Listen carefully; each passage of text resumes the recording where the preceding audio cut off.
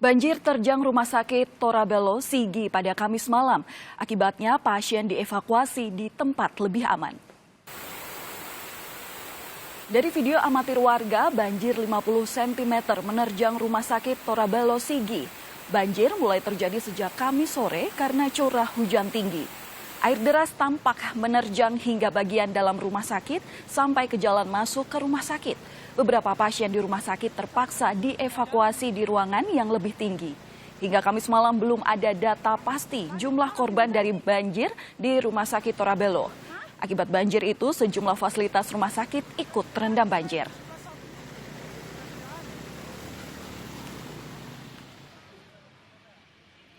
Lima kecamatan di Luwu, Sulawesi Selatan, Kamis sore terendam banjir setelah diguyur hujan deras sejak Kamis pagi. 5 kecamatan yang terendam banjir yaitu Kecamatan Suli, Kecamatan Suli Barat, Kecamatan Larompong, Kecamatan Larompong Selatan, dan Kecamatan Bajo.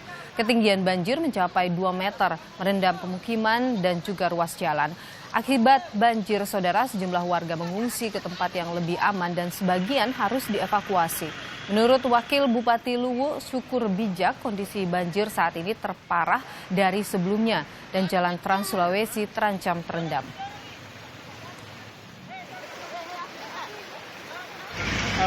Sepertinya kondisi banjir hari ini di Luwu berbeda dengan hari-hari sebelumnya, dan saya menilai inilah yang paling terparah oleh karena ketinggian air ini bisa mencapai 2 meter.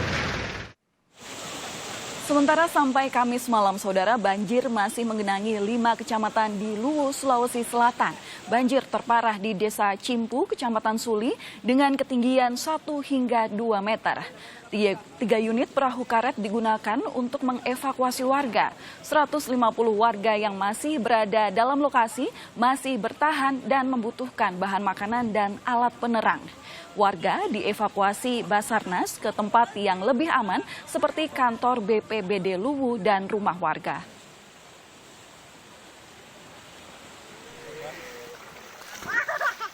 Banjir juga terjadi di Papua, saudara, di Kampung Iwaka, Distrik Iwaka, Kabupaten Mimika, Papua. Banjir ini merendam ratusan rumah warga setinggi kurang lebih 50 cm. Akibatnya, sebanyak 300 keluarga terpaksa harus mengungsi ke tempat yang lebih tinggi. Banjir terjadi setelah Sungai Iwaka meluap akibat curah hujan tinggi dalam beberapa hari terakhir.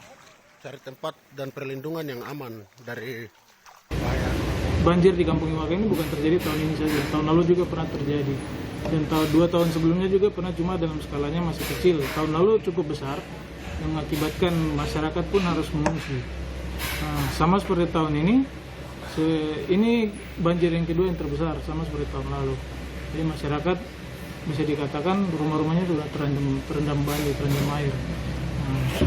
Nah, setelah kami usut beberapa saat lalu, memang curah hujan cukup mempengaruhi. Debit air naik dari Kali Iwaka. Kebetulan kali ini dia melintasi kampung, di tengah-tengah kampung.